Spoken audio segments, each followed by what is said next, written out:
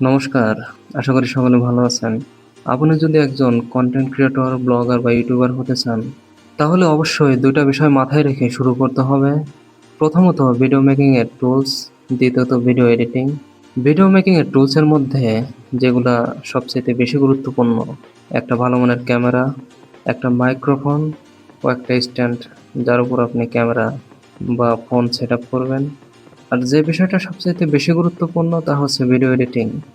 আপনি যদি video editing করতে না পারেন, তাহলে আপনি যত ভালো মানের ভিডিও তৈরি করেন তা কখনোই কাজে আসবে না।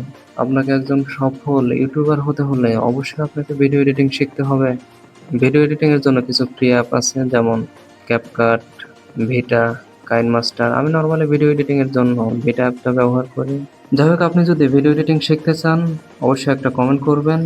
আপনাদের কমেন্টের উপর ভিত্তি করে আমি পরবর্তী ভিডিও তৈরি করব। ভালো থাকবেন সবাই। ধন্যবাদ।